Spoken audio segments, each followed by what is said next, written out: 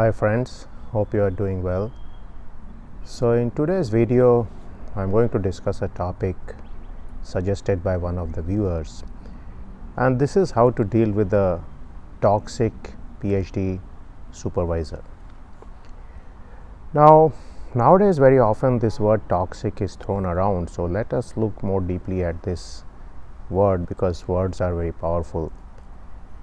I would say that I wouldn't use this word in general for most PhD supervisors, but there are certain situations where the supervisor essentially has very bad communication style. So it may be that he continuously insults the student, deprecates them, makes them feel less worthy, diminishes their self-esteem and so on. And the net result of this is that the PhD student has negative mental health consequences, and things can go very bad for the PhD student in this case.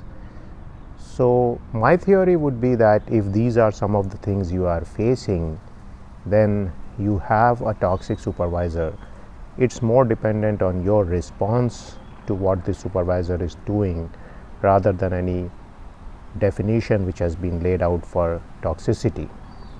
So let us look at some of these aspects about what you can do to, first of all, not get into such a situation, and then if you are in such a situation, how to escape it. So let's look at issue number one.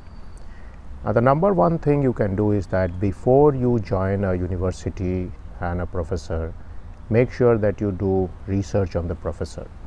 Now many people get very excited when they receive a PhD letter or scholarship or admission from some good university, and they are looking forward to joining that university.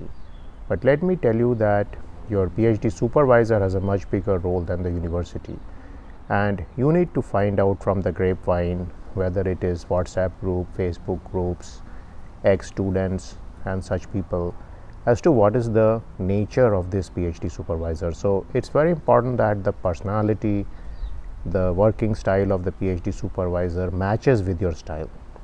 Remember that many people get married and sometimes they may even get divorced, but as far as PhD supervisor is concerned, you may have only one PhD supervisor in your life, and breaking up with the supervisor is a problem in any situation. So you should try to make sure that you choose your PhD supervisor with as great interest and as great skill as you would choose your marriage partner or spouse. So let's look at number two issue. Let's say you have joined the university and now you have a professor. Now if things are going badly between you and your professor, it's mostly going to be an issue of communication. And if you find that the communication style of your professor is having a negative consequence on your mental health, like I mentioned, some of the things which cause you to feel bad are insults, hits to your pride, questions raised which diminish your self-esteem, sometimes micro aggressions may be there.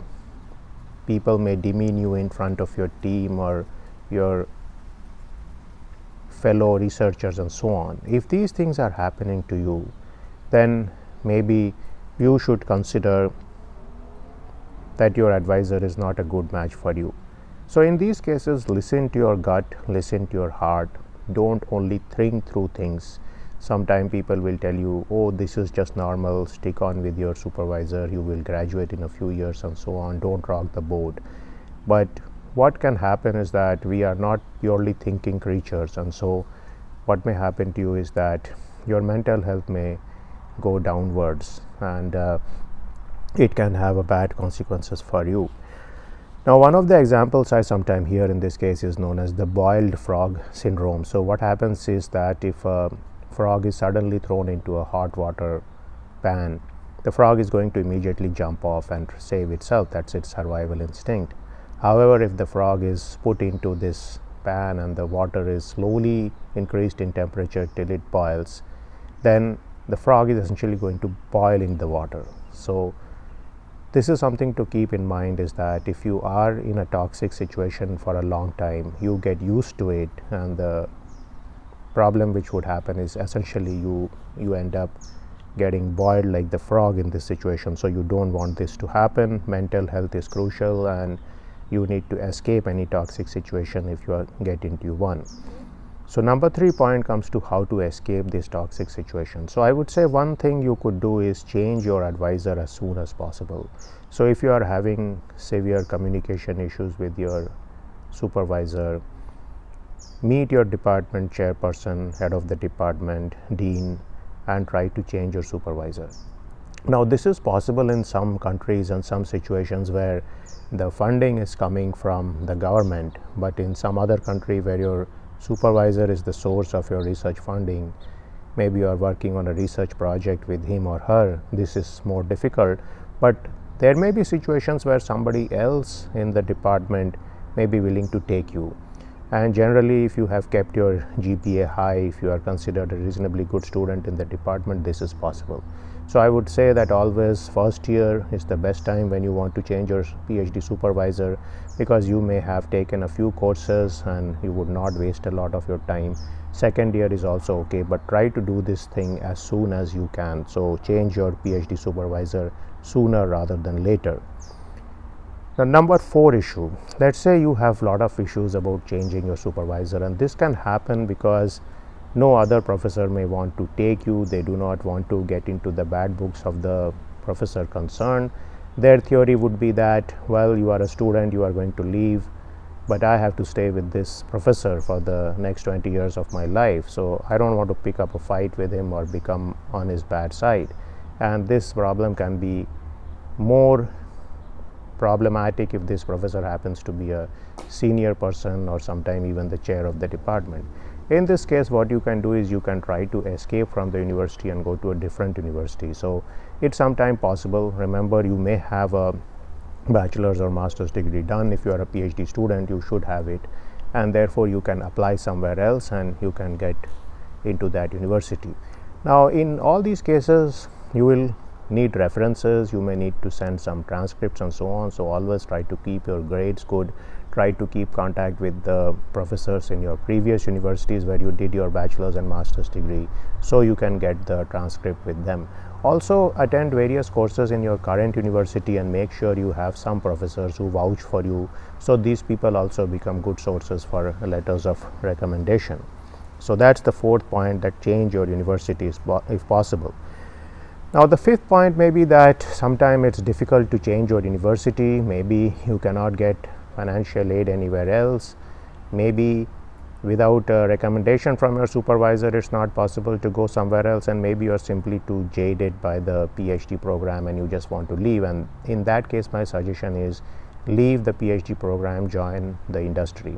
So in fact, the industry is always a very good solution for anybody who is having huge problems with his supervisor. Maybe what this is telling you is that you are not cut out for this loner type of research. Maybe you are more of a team player. Maybe you will do better in a place where you get immediate and quick feedback, where you have a manager who is actually guiding your work, so you don't need to figure out your own problems and solve them. In a company, typically your problems will be given by your manager, or there will be team members who are going to help you. It's not a very lonely job. So that is the point. Try to get a job if you can in a company.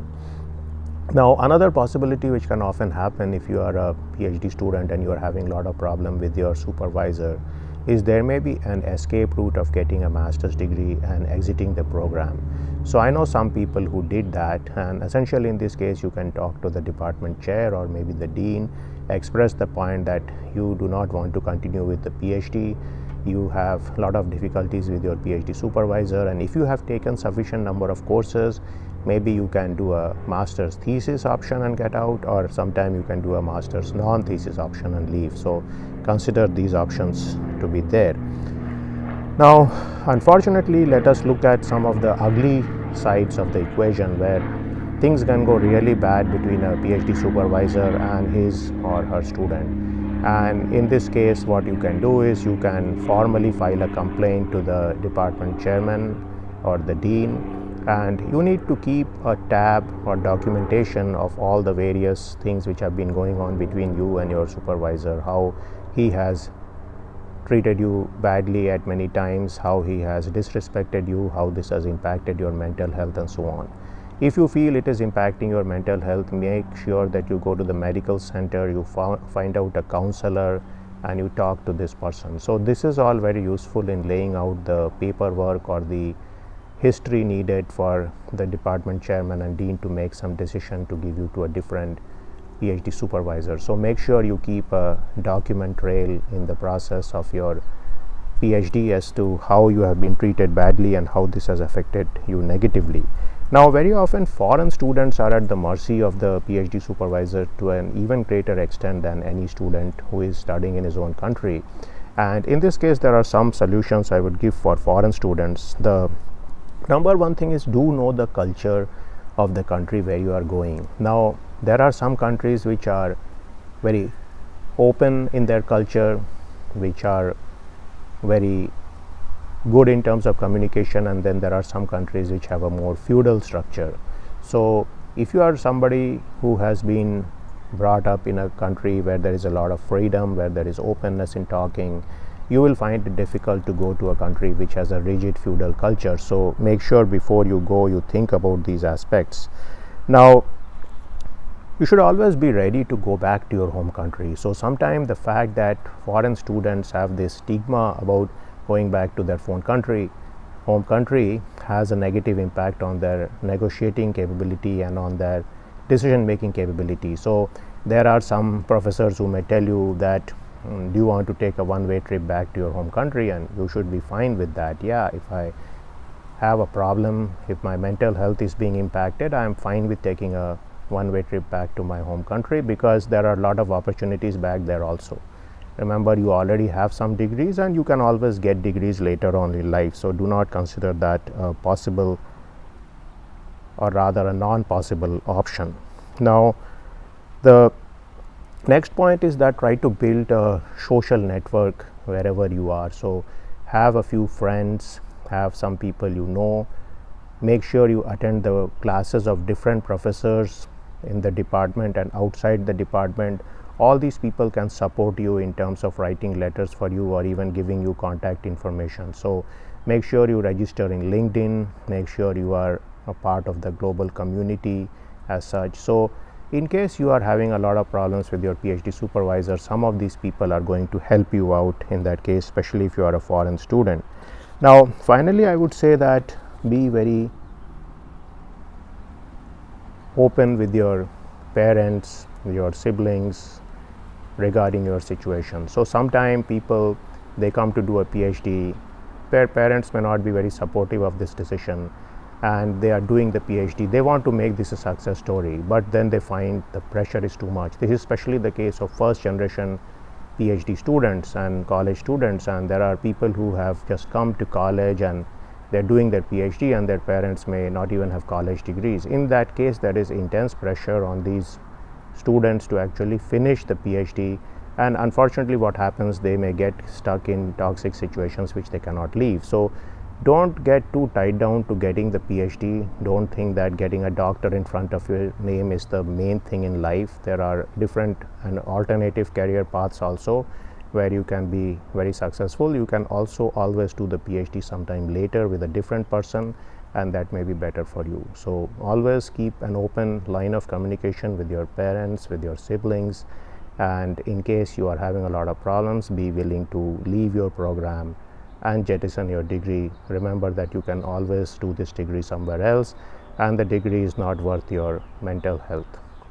So that was my take on how to manage if you have a toxic PhD supervisor, and unfortunately this is the case with some people.